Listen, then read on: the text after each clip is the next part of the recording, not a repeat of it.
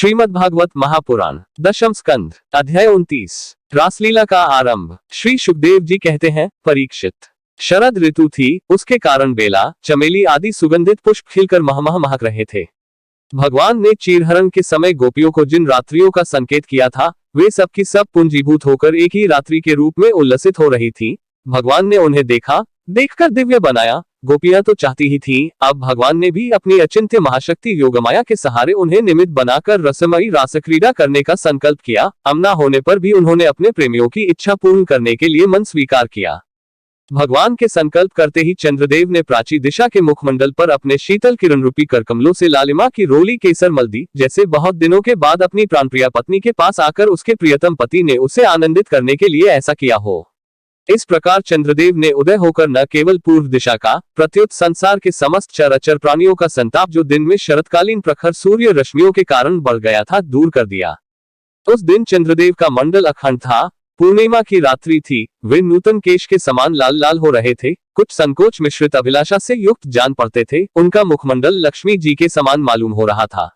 उनकी कोमल किरणों से सारा वन अनुराग के रंग में रंग गया था। वन के कोने कोने में उन्होंने अपनी चांदनी के द्वारा अमृत का समुद्र उड़ेल दिया था। भगवान श्री कृष्ण ने अपने दिव्य उज्जवल रस के उद्दीपन की पूरी सामग्री से उन्हें और उस वन को देखकर अपनी बांसुरी पर व्रज सुंदरियों के मन को हरण करने वाली काम बीज क्ली की अस्पष्ट एवं मधुर तान छेड़ी। भगवान का यह वंशीवादन भगवान के प्रेम को, उनके मिलन की लालसा को अत्यंत उकसाने वाला, बढ़ाने वाला था। यो तो श्याम सुंदर ने पहले से ही गोपियों के मन को अपने वश में कर रखा था। अब तो उनके मन की सारी वस्तुएं भय, संकोच, धैर्य, मर्यादा आदि की वृत्तियां थी छीन ली। वंशीध्वनि सुनते ही उनकी विचित्र गति हो गई। जिन्होंने एक साथ साधना की थी श्री कृष्ण को पति रूप में प्राप्त करने के लिए, वे गोपियां भी एक दूसरे से अपनी चेष्टा को छिपाकर जहां वे थे वहां के लिए चल पड़ी। परीक्षित, वे इतने वेग से चली थी कि उनके कानों के कुंडल झोंके खा रहे थे। वंशी ध्वनि सुनकर जो गोपियां दूध दुह रही थीं, वे अत्यंत उत्सुकतावश दूध दोहना छोड़कर चल पड़ी। जो चूल्हे पर दूध औटा रही थी, वे उफनता हुआ दूध छोड़कर, और जो लपसी पका रही थी, वे पकी हुई लपसी बिना उतारे ही ज्यों की त्यों छोड़कर चल दी। जो भोजन परस रही थी, वे परसना छोड़कर, जो छोटे छोटे बच्चों को दूध पिला रही थी, वे दूध पिलाना छोड़कर, जो पतियों की सेवा शुश्रूषा कर रही थी, वे सेवा शुश्रूषा छोड़कर, और जो स्वयं भोजन कर रही थी, वे भोजन करना छोड़कर अपने कृष्ण प्यारे के पास चल पड़ी। कोई कोई गोपी अपने शरीर में अंगराग, चंदन और उपटन लगा रही थी, और कुछ आंखों में अंजन लगा रही थी। वे उन्हें छोड़कर तथा उल्टे पलटे वस्त्र धारण कर श्री कृष्ण के पास पहुंचने के लिए चल पड़ी। पिता और पतियों ने, भाई और जाति बंधुओं ने उन्हें रोका, उनकी मंगलमयी प्रेम यात्रा में विघ्न डाला, परंतु वे इतनी मोहित हो गई थी कि रोकने पर भी न रुकी, न रुक सकी। रुकती कैसे? विश्व मोहन श्री कृष्ण ने उनके प्राण, मन और आत्मा सब कुछ का अपहरण जो कर लिया था। परीक्षित, उस समय कुछ गोपियां घरों के भीतर थीं, उन्हें बाहर निकलने का मार्ग ही न मिला। तब उन्होंने अपने नेत्र मूंद लिए और बड़ी तन्मयता से श्री कृष्ण के सौंदर्य, माधुर्य और लीलाओं का ध्यान करने लगी। परीक्षित, अपने परम प्रियतम श्री कृष्ण के असह्य विरह की तीव्र वेदना से उनके हृदय में इतनी व्यथा, इतनी जलन हुई कि उनमें जो कुछ अशुभ संस्कारों का लेशमात्र अवशेष था, वह भस्म हो गया। इसके बाद तुरंत ही ध्यान लग गया। ध्यान में उनके सामने भगवान श्री कृष्ण प्रकट हुए। उन्होंने मन ही मन बड़े प्रेम से, बड़े आवेग से उनका आलिंगन किया। उस समय उन्हें इतना सुख, इतनी शांति मिली कि उनके सबके सब पुण्य के संस्कार एक साथ ही क्षीण हो गए। परीक्षित, यद्यपि उनका उस समय श्री कृष्ण के प्रति जार भाव भी था, तथापि कहीं सत्य वस्तु भी भाव की अपेक्षा रखती है। उन्होंने जिनका आलिंगन किया, चाहे किसी भी भाव किया हो, वे स्वयं परमात्मा ही तो थे। इसलिए उन्होंने पाप और पुण्य रूप कर्म के परिणाम से बने हुए गुणमय शरीर का परित्याग कर दिया। इस शरीर से भोगे जाने वाले कर्म बंधन तो ध्यान के समय छिन्न भिन्न हो चुके थे।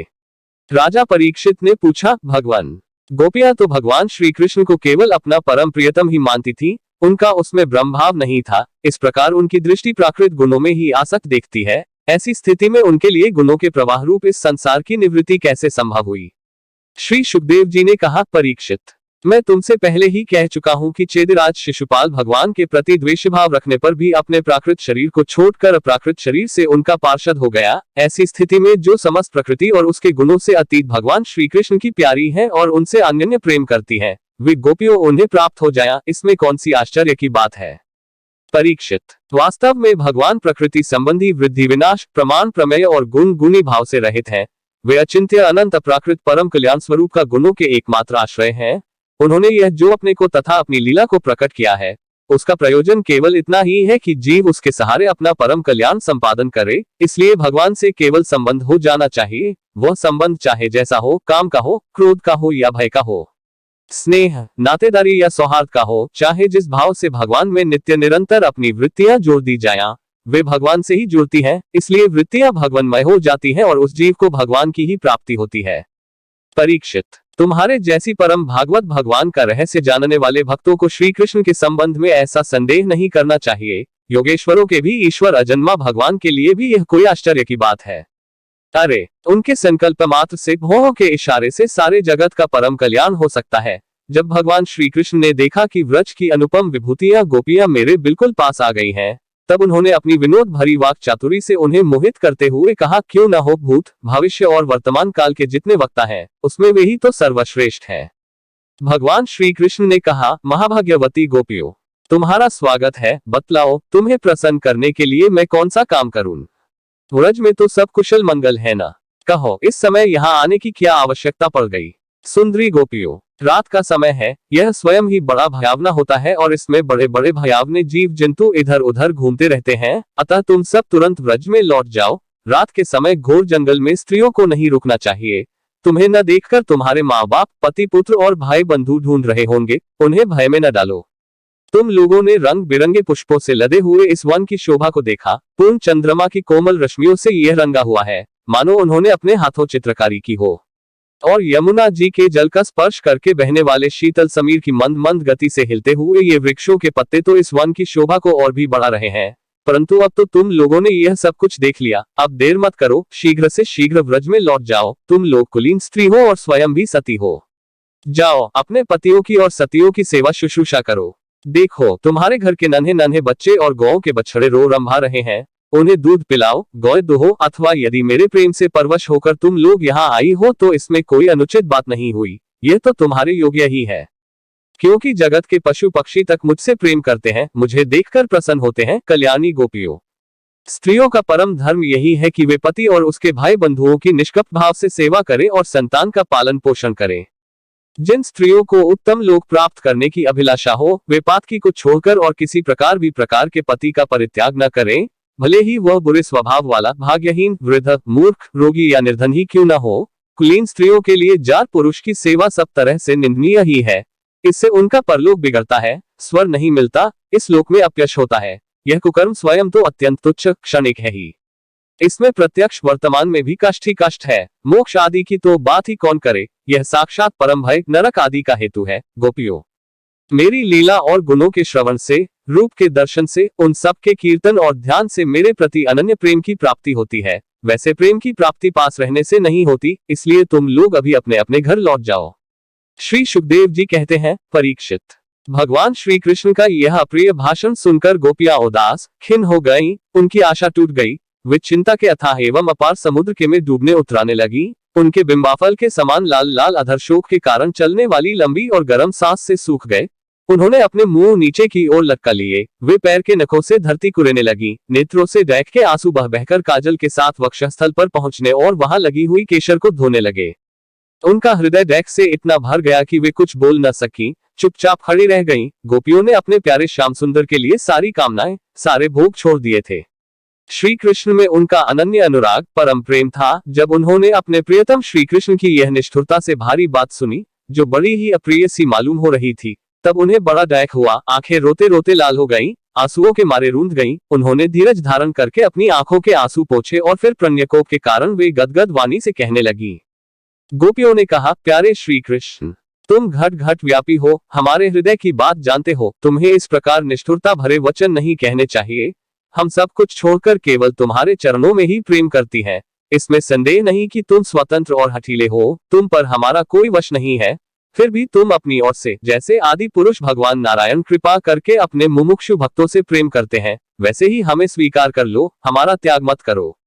प्यारे श्याम सुंदर, तुम सब धर्मों का रहस्य जानते हो। तुम्हारा यह कहना कि अपने पति, पुत्र और भाई बंधुओं की सेवा करना ही स्त्रियों का स्वधर्म है, अक्षरशः ठीक है, परंतु इस उपदेश के अनुसार हमें तुम्हारी ही सेवा करनी चाहिए। क्योंकि तुम ही सब उपदेशों के पद हो, साक्षात भगवान हो। तुम ही समस्त शरीरधारियों के सुहृद हो, आत्मा हो और परम प्रियतम हो। आत्मज्ञान में निपुण महापुरुष तुमसे ही प्रेम करते हैं। क्योंकि तुम नित्य प्रिय एवं अपने ही आत्मा हो, अनित्य एवं ढखत पति पुत्रादि से क्या प्रयोजन है। परमेश्वर, इसलिए हम पर प्रसन्न हो, कृपा करो। कमल नयन, चिरकाल से तुम्हारे प्रति पाली पोसी आशा अभिलाषा की लहलहाती लता का छेदन मत करो। मनमोहन, अब तक हमारा चित घर के काम धंधों में लगता था, इसी से हमारे हाथ भी उसमें रमे हुए थे, परंतु तुमने हमारे देखते देखते हमारा वह चित लूट लिया। इसमें तुम्हें कोई कठिनाई भी नहीं उठानी पड़ी, तुम तो सुख स्वरूप हो ना। परंतु अब तो हमारी गति मति निराली ही हो गई है। हमारे ये पैर तुम्हारे चरण कमलों को छोड़कर एक पग भी हटने के लिए तैयार नहीं है, नहीं हट रहे हैं, फिर हम व्रज में कैसे जाया, और यदि वहां जाया भी तो करे क्या। प्राणवल्लभ, हमारे प्यारे सखा, तुम्हारी मंद मंद मधुर मुस्कान, प्रेम भरी चितवन और मनोहर संगीत ने हमारे हृदय में तुम्हारे प्रेम और मिलन की आग धधका दी है।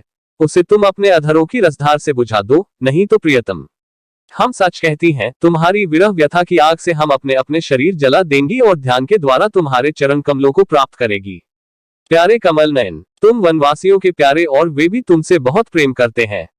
इससे प्रायः तुम उन्हीं के पास रहते हो, यहाँ तक कि तुम्हारे जिन चरणकालों की सेवा का अवसर स्वयं लक्ष्मी जी को कभी कभी ही मिलता है, उन्हीं चरणों का स्पर्श हमें प्राप्त हुआ। जिस दिन यह सौभाग्य हमें मिला और तुमने हमें स्वीकार करके आनंदित दिया, उसी दिन से हम और किसी के सामने एक क्षण के लिए भी ठहरने में असमर्थ हो गई हैं। पति पुत्रादिकों की सेवा तो दूर रही, हमारे स्वामी, जिन लक्ष्मी जी का कृपा कटाक्ष प्राप्त करने के लिए बड़े बड़े देवता तपस्या करते रहते हैं, वही लक्ष्मी जी तुम्हारे वक्षस्थल में बिना किसी की प्रतिद्वंद्विता के स्थान प्राप्त कर लेने पर भी अपनी सौत तुलसी के साथ तुम्हारे चरणों की रज पाने की अभिलाषा किया करती है। अब तक के सभी भक्तों ने उस चरण का सेवन किया है, उन्हीं के समान हम भी तुम्हारी उसी चरण की शरण में आई हैं। भगवान, अब तक जिसने भी तुम्हारे चरणों की शरण की, उसके सारे कष्ट तुमने मिटा दिए। अब तुम हम पर कृपा करो, हमें भी अपने प्रसाद का भाजन बनाओ। हम तुम्हारी सेवा करने की आशा अभिलाषा से घर, गांव, कुटुंब सब कुछ छोड़कर तुम्हारे युगल चरणों की शरण में आई हैं। प्रियतम, वहां तो तुम्हारी आराधना के लिए अवकाश ही नहीं है। पुरुष भूषण, पुरुषोत्तम, तुम्हारी मधुर मुस्कान और चारु चितवन ने हमारे हृदय में प्रेम की मिलन की आकांक्षा की आग धधका दी है। हमारा रोम रोम उससे जल रहा है। तुम हमें अपनी दासी के रूप में स्वीकार कर लो, हमें अपनी सेवा का अवसर दो। प्रियतम, तुम्हारा सुंदर मुख कमल जिस पर घुंघराली अलके झलक रही है, तुम्हारे ये कमनीय कपोल जिन पर सुंदर सुंदर कुंडल अपना अनंत सौंदर्य बिखेर रहे हैं, तुम्हारे ये मधुर अधर जिनकी सुधा सुधा को भी ले जाने वाली है, तुम्हारी यह नयन मनोहारी चितवन जो मंद मंद मुस्कान से उल्लसित हो रही है, तुम्हारी ये दोनों भुजाएं जो शरणागतों को अभयदान देने में अत्यंत उदार है, और तुम्हारा यह वक्षस्थल जो लक्ष्मी जी का सौंदर्य की एकमात्र देवी का नित्य क्रीड़ा स्थल है, देखकर हम सब तुम्हारी दासी हो गई हैं। प्यारे श्याम सुंदर, तीनों लोकों में भी और ऐसी कौन सी स्त्री है जो मधुर मधुर पद और आरोह अवरोह क्रम से विविध प्रकार की मूर्छनाओं से युक्त तुम्हारी वंशी की तान सुनकर तथा इस त्रिलोक सुंदर मोहिनी मूर्ति को जो अपने एक बूंद सौंदर्य से त्रिलोकी को सौंदर्य का दान करती है, एवं जिसे देखकर गौ, पक्षी, वृक्ष और हिरन भी रोमांचित पुलकित हो जाते हैं, अपने नेत्रों से निहारकर आर्य मर्यादा से विचलित न हो जाए, कुलकान और लोकलज्जा को त्याग कर तुम में अनुरक्त न हो जाए। हमसे यह बात छिपी नहीं है कि जैसे भगवान नारायण देवताओं की रक्षा करते हैं, वैसे ही तुम ब्रजमंडल का भय और डैक मिटाने के लिए ही प्रकट हुए हो। और यह भी स्पष्ट ही है कि दीन दुखियों पर तुम्हारा बड़ा प्रेम, बड़ी कृपा है। प्रियतम, हम भी बड़ी ढकिन है, तुम्हारे मिलन की आकांक्षा की आग से हमारा वक्षस्थल जल रहा है। तुम अपनी इन दासियों के वक्षस्थल और सिर पर अपने कोमल कर कमल रखकर इन्हें अपना लो, हमें जीवन दान दो। श्री सुखदेव जी कहते हैं, परीक्षित, भगवान श्री कृष्ण सनकादि योगियों और शिवादि योगेश्वरों के भी ईश्वर हैं। जब उन्होंने गोपियों की व्यथा और व्याकुलता से भरी वाणी सुनी, तब उनका हृदय दया से भर गया, और यद्यपि वे आत्माराम हैं, अपने आप में ही रमण करते रहते हैं, उन्हें अपने अतिरिक्त और किसी भी बाह्य वस्तु की अपेक्षा नहीं है, फिर भी उन्होंने हंसकर उनके साथ क्रीड़ा प्रारंभ की। भगवान श्री कृष्ण ने अपनी भावभंगी और चेष्टाएं गोपियों के अनुकूल कर दी, फिर भी वे अपने स्वरूप में ज्यों के त्यों एकरस स्थित थे, अच्युत थे। जब वे खुलकर हंसते, तब उनके उज्जवल उज्जवल दांत कुंतकली के समान जान पड़ते थे। उनकी प्रेम भरी चितवन से और उनके दर्शन के आनंद से गोपियों का मुखकमल प्रफुल्लित हो गया। वे उन्हें चारों ओर से घेर कर खड़ी हो गईं। उस समय श्री कृष्ण की ऐसी शोभा हुई, मानो अपनी पत्नी तारिकाओं से घिरे हुए चंद्रमा ही हो। गोपियों के शत शत यूथों के स्वामी भगवान श्री कृष्ण वैजयंती माला पहले वृंदावन को शोभायमान करते हुए विचरण करने लगे। कभी गोपियां अपने प्रियतम श्री कृष्ण के गुण और लीलाओं का गान करती, तो कभी श्री कृष्ण गोपियों के प्रेम और सौंदर्य के गीत गाने लगते। इसके बाद भगवान श्री कृष्ण ने गोपियों के साथ यमुना जी के पावन पुलिन पर, जो कपूर के समान चमकीली बालू से जगमगा रहा था, पदार्पण किया। वह यमुना जी की तरल तरंगों के स्पर्श के शीतल और कुमुदिनी की सहज सुगंध से सुवासित वायु के द्वारा सेवित हो रहा था। उस आनंदप्रद पुलिन पर भगवान ने गोपियों के साथ क्रीड़ा की। हाथ फैलाना, आलिंगन करना, गोपियों के हाथ दबाना, उनकी चोटी, जांघ, नीवी और स्तन आदि का स्पर्श करना, विनोद करना, नख क्षत करना, विनोदपूर्ण चितवन से देखना और मुस्काना, इन क्रियाओं के द्वारा गोपियों के दिव्य कामरस को, परमोज्ज्वल प्रेम भाव को उत्तेजित करते हुए भगवान श्री कृष्ण उन्हें क्रीड़ा द्वारा आनंदित करने लगे। उदार शिरोमणि सर्वव्यापक भगवान श्री कृष्ण ने जब इस प्रकार गोपियों का सम्मान किया, तब स्त्रियों में हम ही सर्वश्रेष्ठ हैं, हमारे समान और कोई नहीं है।